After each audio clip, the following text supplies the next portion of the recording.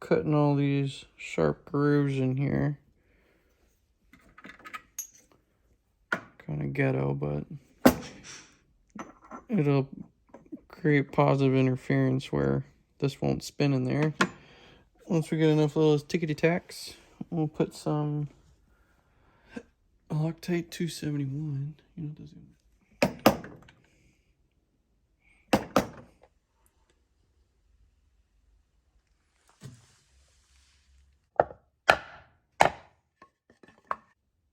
Oh yeah, that ain't going anywhere.